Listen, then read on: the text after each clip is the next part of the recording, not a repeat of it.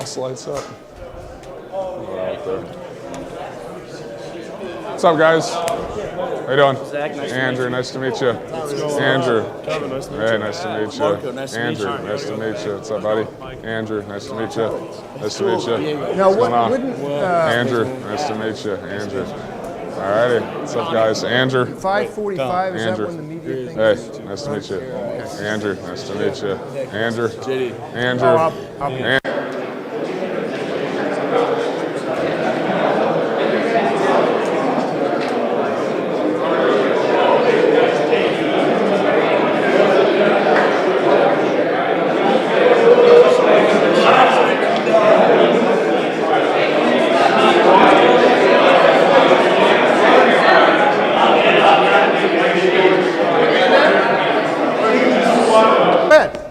Get up here, you're part of the team.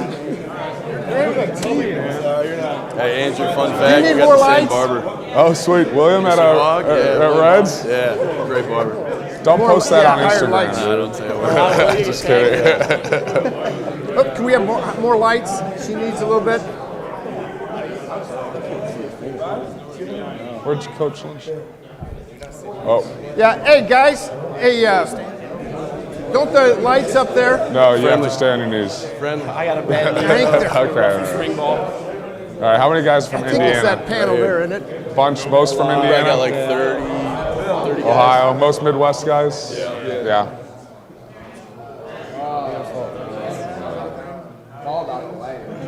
Hunter, get in there. You ready?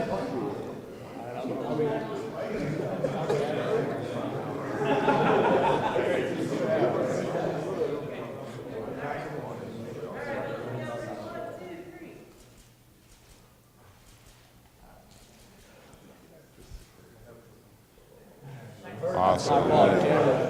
Good job, guys. Yeah, thanks for coming. Good picture. Bill Great Lynch. picture. What's going on, man? Andrew, nice to meet you. Okay, nice to meet you. Hey, Andrew, nice to meet you. Thanks for coming. Now, Yeah, my one thing pleasure, I man. have- Yeah, you as well. What's your name? JT. The players All are right. going to ask questions.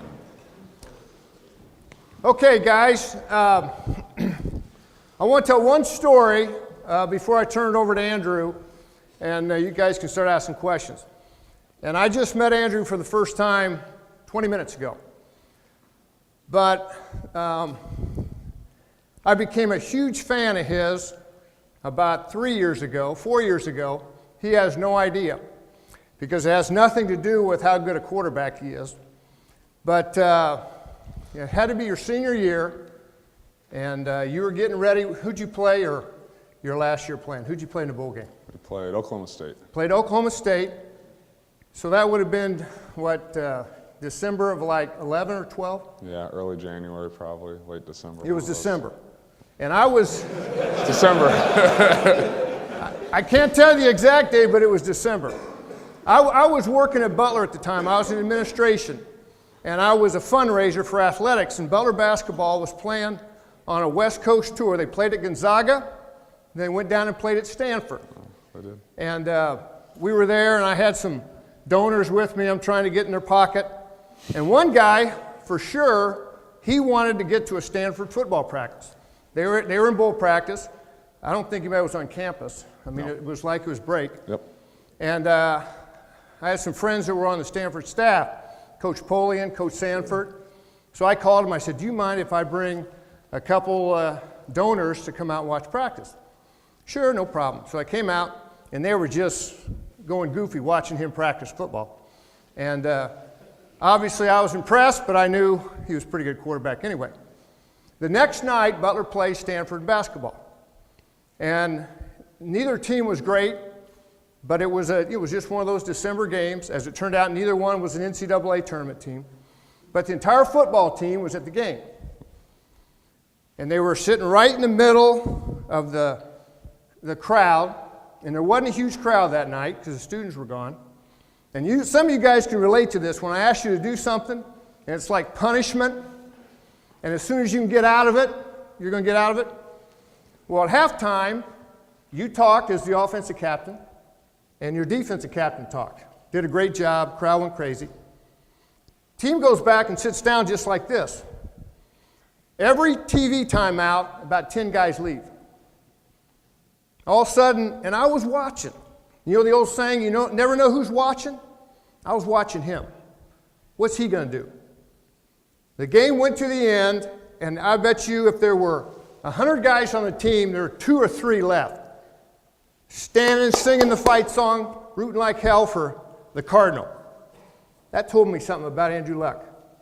When everybody else was going, he was going to stand by his team. And again, he sure as heck never heard that story and probably doesn't even remember it.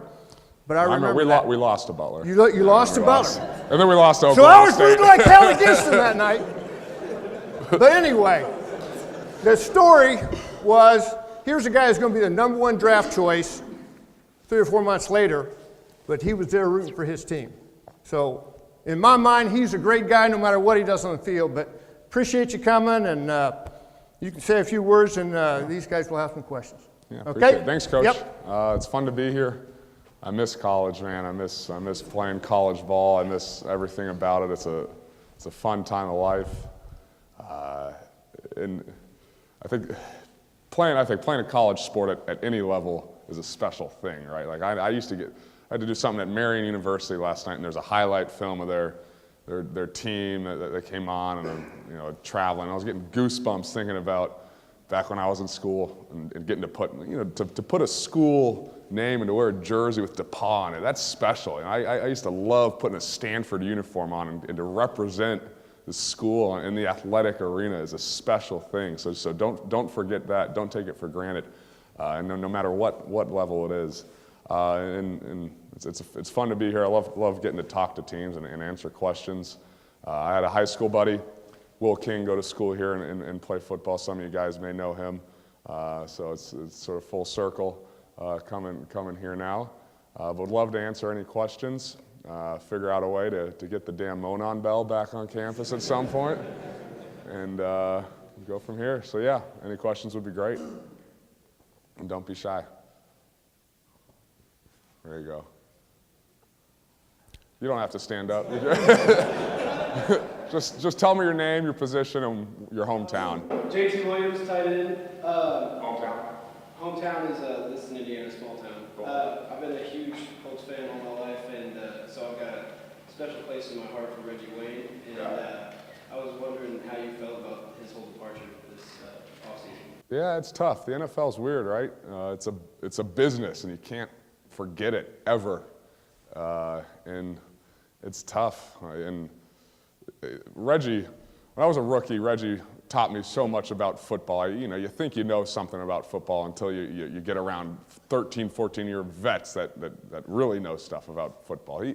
The way he read defenses as a wide receiver, the way he approached the game, the way he approached preparation, how he has in-game demeanor, everything about him. It was, if you were young, like T.Y., myself, Vic Ballard, Dwayne Allen, Kobe, we would just sit there and watch Reggie all day long. What's Reggie doing? How's he taking care of his body after practice?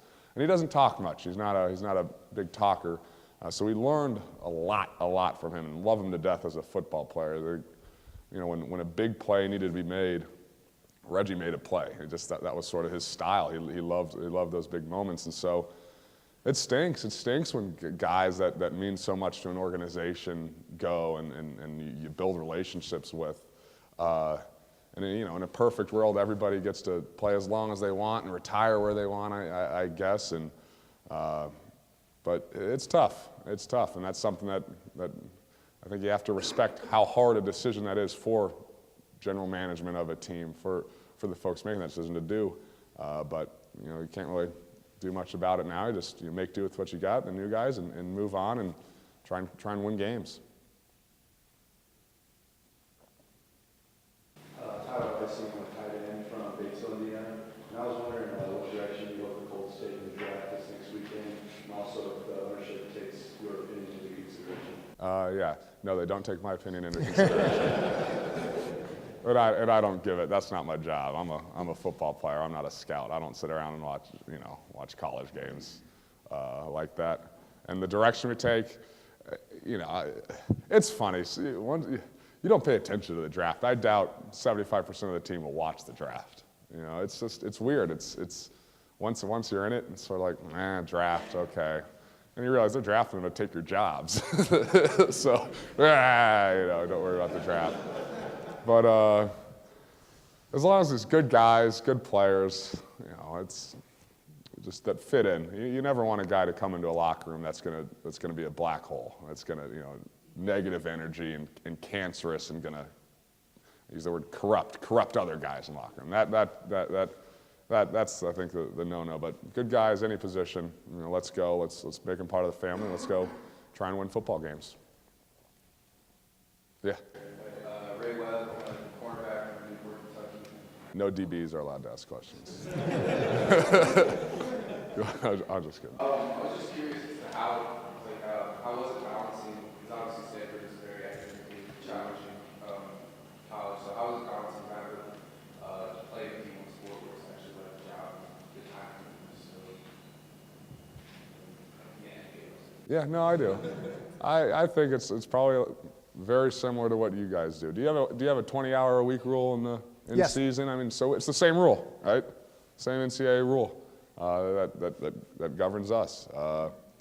And I always thought that I did better in school because of football. I honestly 100% believe it. I think it gives you the time management skills and the structure to actually sit down and focus. I know even now, if I wake up and don't have a plan for my day, I'm not getting squat done. I'll end up sitting on a computer doing something and then look back 5 hours later, man, I didn't get anything that I needed to get done.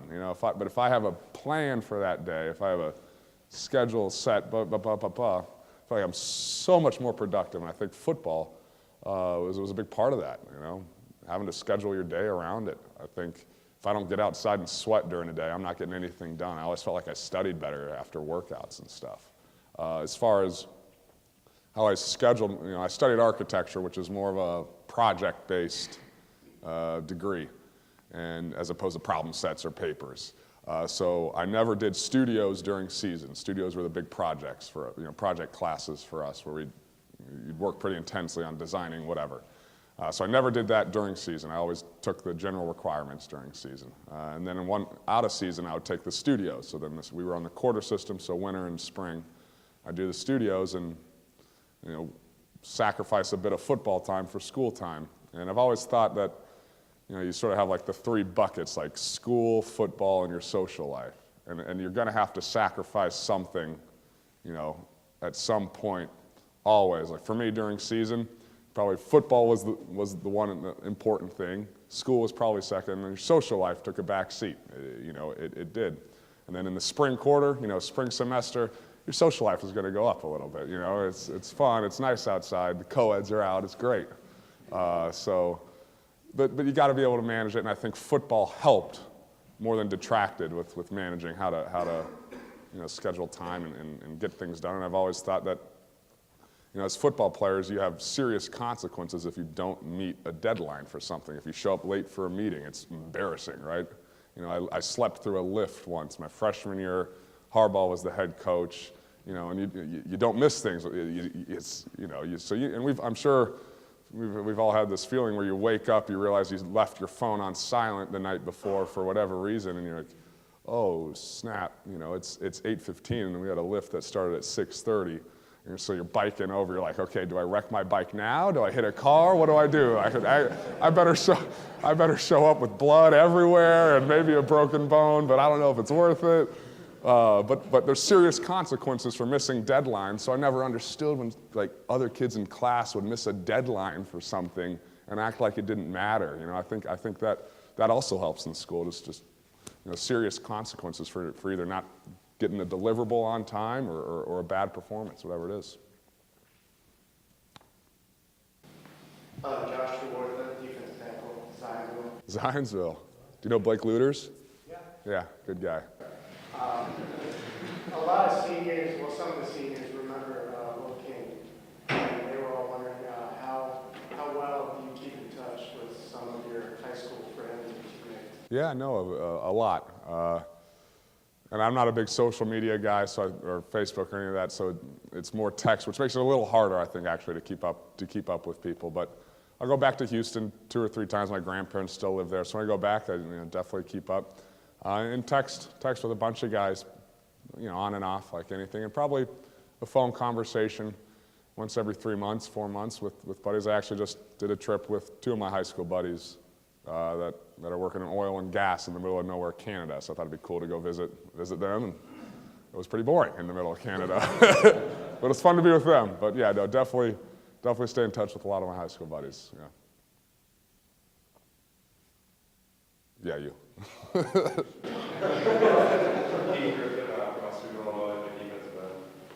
runs through your mind when you're lining up across the grass, like big guys like J.J. Watt on the other side of the line?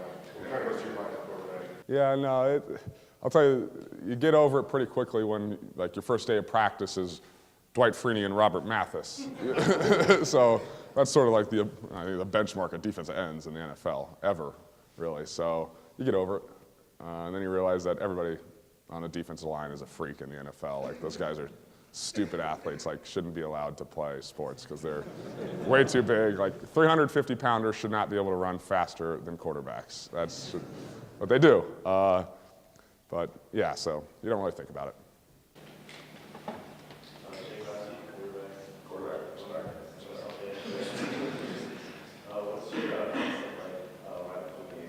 Right before games, mindset, yeah. I think I've always thought as a quarterback you can't get too emotional just because that's going to affect your decision making and your process, and there's certain things you just have to think about. And not to say you got to take emotions out of the game of football. You certainly get happy, upset, angry, mad, joyful, whatever it is.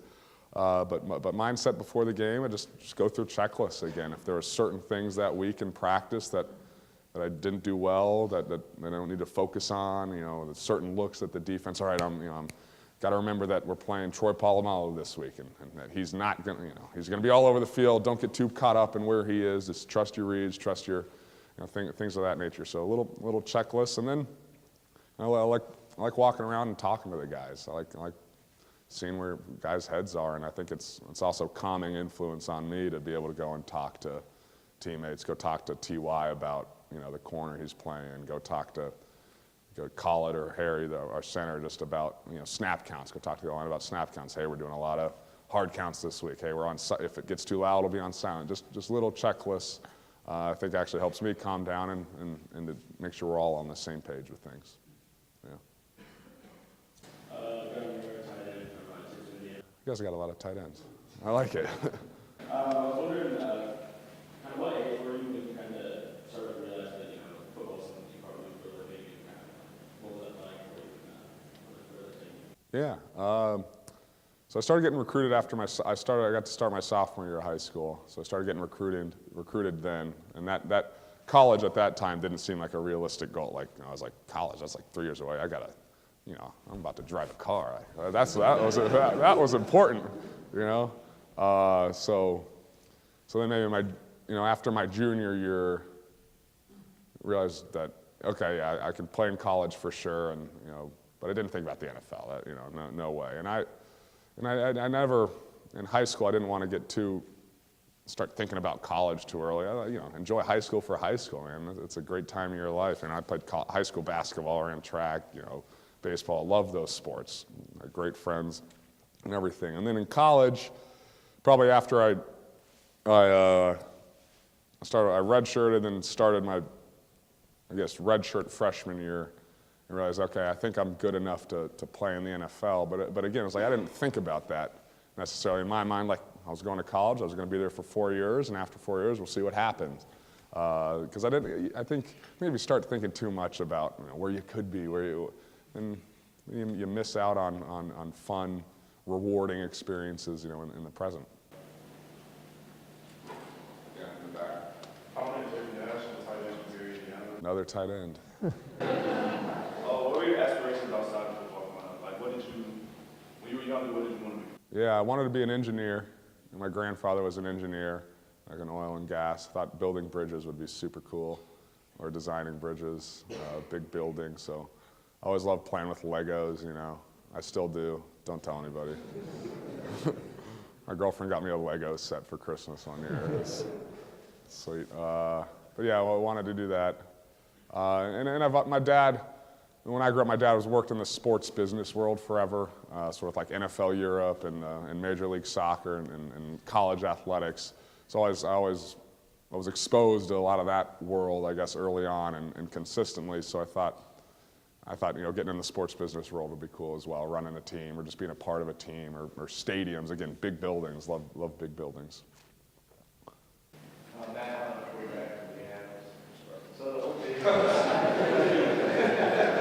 What high school? The whole deal of you like complimenting players after you get hit, what's the story behind that? Is that like something you do since high school or? Yeah, no, I don't know. I think I've been doing it forever. It's just one of those, I think, somewhat subconscious reactions to things happening, and I don't know. I think people overblow it. Like a lot of things in the NFL, they latch onto a story, and that's the story for 72 hours or whatever, and then they move on to the next one. But yeah, just, I don't know. That's what I've been doing forever, I guess.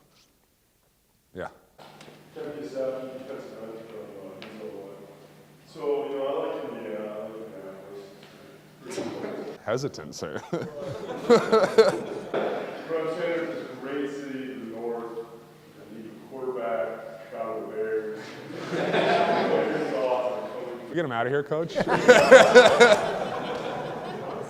You're going to waste a question like that on me right now? Who's next? In the back. David Keegan, defensive line, Chicago, Illinois. You don't associate yourself with him? Going off Matt's question, which defensive lineman or what defensive player do you think gave you the best hit? Ooh, yeah, I remember Nick Perry, my rookie year, defensive end, for the Green Bay Packers, and he's that sort of like hybrid D-end, outside linebacker guy. And we played against each other in college. He was a USC guy. I'm not sure. I think he's still on Green Bay. We haven't played them in a while, so I'm not sure.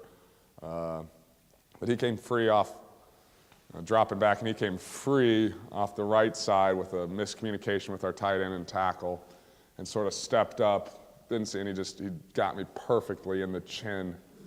Like that perfect hit, and lifted me in the air and then planted me in the ground and stood over me.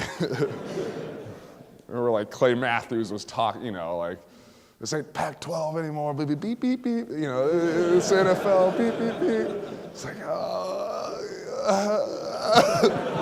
help. No, I can talk.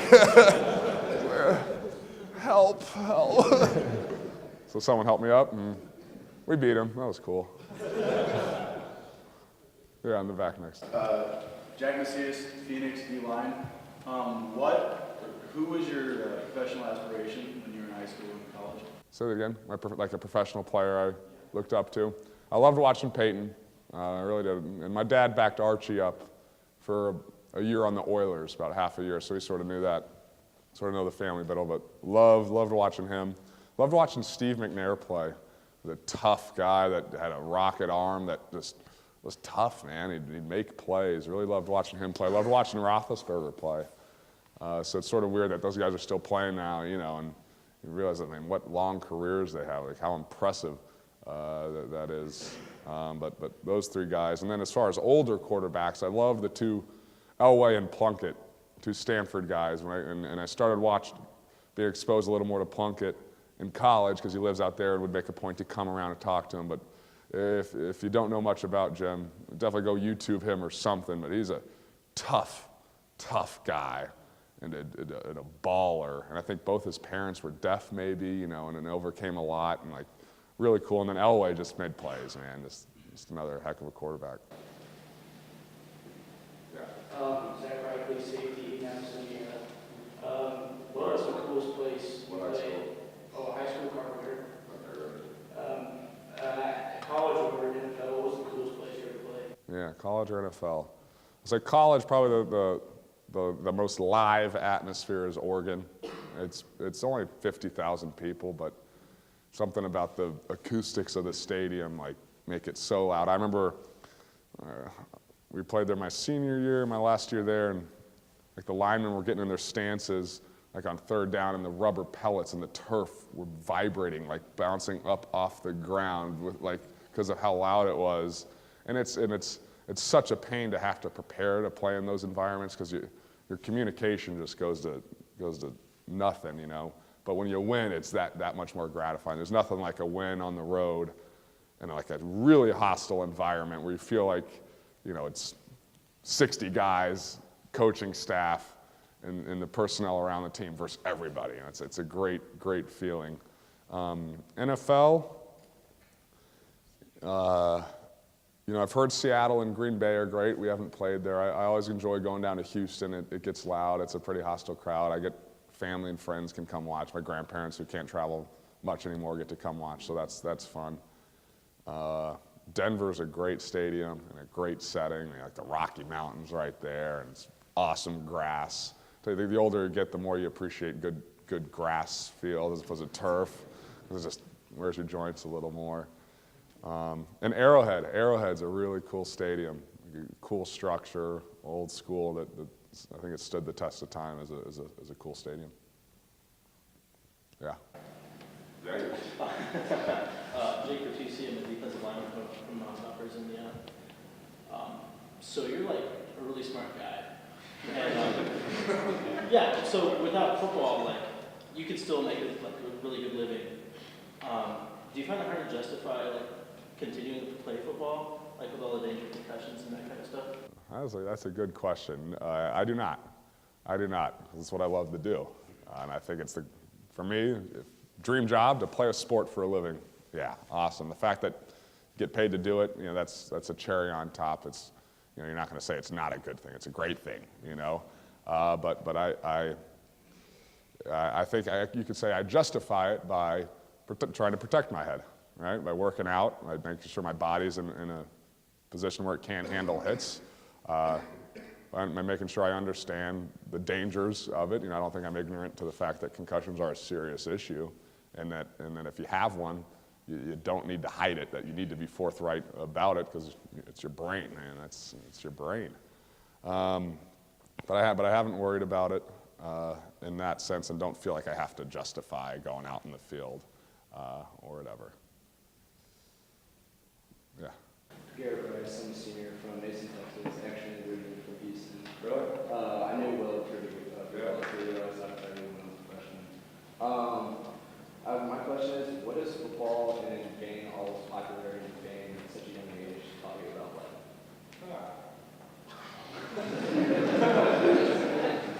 That's a good question. That's a very good question. I'll say, I think I was fortunate at Stanford to where it wasn't the SEC, it wasn't the Big Ten, and the dynamic of the school was such that everybody had something really cool going on in life. You know, no one necessarily cared about the quarterback on the team because people are curing cancer and inventing Snapchat and, you know, other stuff that has like a super positive or effect, you know, on the world. So there's a sense that everybody could sort of be themselves and you didn't have to worry about it. So I feel for some of those guys that go to the big powerhouse football schools and at age 18 or 19 live in a fishbowl, right? And especially in the sort of climate we live in today where every phone has a camera on it. You know, if you say something, it can immediately be put on the internet for the world to see. So I feel like I had a couple year grace period to learn and to grow up, and it didn't all come too fast in that sense. And then I started handling it in a sense where I feel like you almost, not that you're a different person when you go into certain situations, but you have to, like, to me, understand that, all right, people care about you because you're a football player. That's great, and that's why if you're at dinner and someone comes up for an it's football player. Don't let that blow your head up and make it anything bigger than it is. And it's a fleeting thing sometimes, right? Fame is fleeting, and it's weird.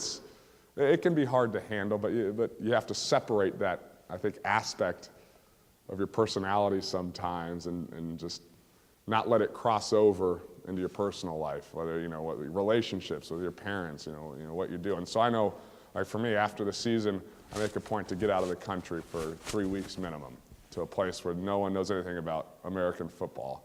Because I think I need that like recharging and perspective on life, or else you get too caught up in thinking you're something that you're not. And I think it's human nature that as much as you guard against it, you can start believing things that people tell you, that you read.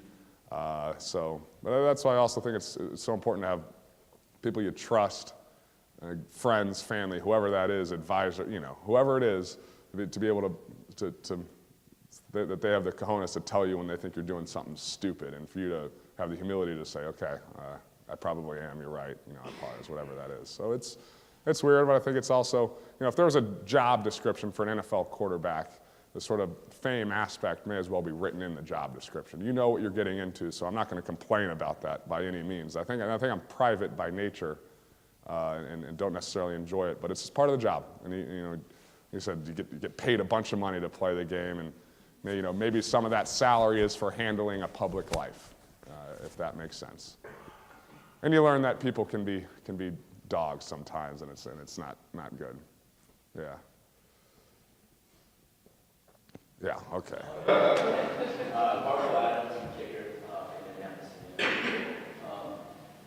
What is it like being around Pat McAfee every day? Is he as fun a person as he seems to be on social media and whatnot? Yeah, Pat's a big personality, man. Tell you what, he backs it up though. All-pro punter, kickoff. I think he was led the league in touchbacks on kickoffs maybe this year. So he backs it up, and he's a hilarious personality, and also uses his platform for a lot of good. And he's involved in a lot of charities around Indianapolis, a lot of stuff for veterans, a lot of stuff for underprivileged communities. And so I think he's done a great job of understanding the influence an athlete, sort of maybe going back to this question about fame, but how to use that in a positive sense, and not necessarily the tabloid fame sense, but he uses his maybe celebrity status in Indianapolis to affect a lot of positive change and do a lot of good. And so I respect the hell out of him for that. Yeah. Rolling against wide receiver in Indianapolis, Indiana. What high school? 16-1. But playing at such a big school, like D1 school like Stanford, how big and substantial is the jump from that to the NFL? Yeah, no, I think it's still a very big jump. One, the competition is much better. It's the next level of football in a sense, and it's a true job. It really is. And I loved playing in school I loved playing in college because school was always sort of a constant in a nice distraction. And I was like, okay, now I got school. You can forget about it. And football, played off of school. Okay, in football I can forget about school. But now it's a job. I mean, it truly is. And when money gets involved, things are different. They are, and it's people's jobs and the locker rooms. You walk in and there's 38-year-old guys with 3 kids, 4 kids, and some 21-year-olds, and everybody, which is great, but it's not the same dynamic that you guys, have and get to enjoy here. So, different. Joe Cal, defense end from Crawford, Indiana. So you guys picked up Andre Thompson, Frank Gore. How's the offense looking next season? Yeah, no, it should be good. A lot of work to do, though, And I think hope springs eternal in every offseason for every sport, every league. But yeah, no, I'm excited, man. Frank Gore is probably one of the tougher runners and blockers in the NFL and knows football. I mean, he's just a football player. And Andre, if you watch football, you've seen him make big plays over the last 10 years, I guess 10 years now. So I'm excited. I remember when I was in 7th grade when Andre was drafted by the Texans. So that was it was sort of cool to see him walk in the locker room for the first time. I remember, yeah. Yeah. My name is Dollar, double degrees. What's something like the best advice, how did you go about it, Yeah, that's a good question. I think the adage, honesty is the best policy. I think honesty with other people, but honesty with yourself. You know, where am I falling short? If something's not going right, often, you know, you might be overlooking something that you're doing wrong, that I'm doing wrong. That, you know, being able to look yourself in the mirror, which is tough, and I struggle with that. You know, I think we all struggle with that. But trying to be honest with yourself, with other people, I think, and by and large, at least in football, you know, I found really 100% of the time that coaches want to help you get better, and I think, you know, it may feel like they have a personal agenda against you, but you know, I found like if you could be honest with each other, then it's all about just making each other better, you know, and helping, trying to win. So yeah. Dave Baker, belongs to defensive line from English, Indiana. This is not a football question. What was the thoughts behind buying a ping pong table for your first purchase? Yeah, that was just an answer, so I could say something. I don't know, but I love ping pong. It's great. And it's got multi-uses. We do Thanksgiving dinner on it. It's big. And some other things that you guys probably know about in college. No, but yeah, that was sort of just like the first thing that came to mind. And I hate that question, like, because to me, I don't know. Why would you ask someone what they buy? That's personal. It's weird.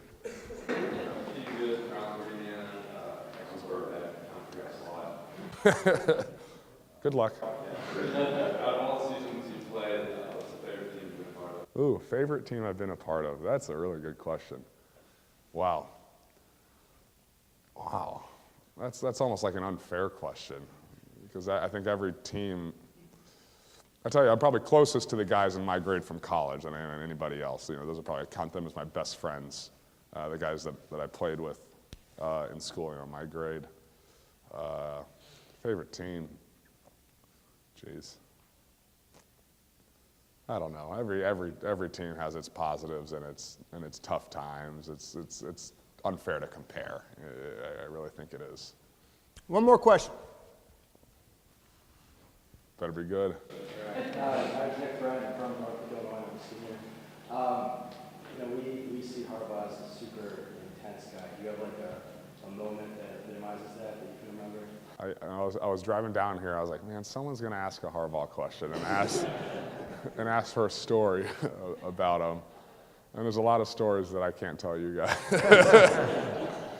And he is super intense. And what I learned from him, among many things, was that competition is key. I mean, he had us, and that was sort of, when he came to Stanford, he was there for a year before I was there. I know he started a lot of stuff and got the ball rolling. And the main thing was he made us compete at everything. Weight room, classroom, on the field, football practice, drills. He would have guys race during practice, literally like a 40-yard dash race to see who would get the first spot in whatever, you know, to start on kickoff. I mean, like, everything was a competition. And you know, those days accumulate every day, another competition, and either, you know, win or lose. But you had to be, you couldn't phone it in on a day, because you would be embarrassed to lose, embarrassed to be called out, embarrassed to do it. And it just made you tough. It made you feel like, you know, you keep winning, or you learn how to win. I think those small victories are so important. So competition. And I'll think of a story I'll tell you on the side at some point tonight. I appreciate it, guys. Thank you very much.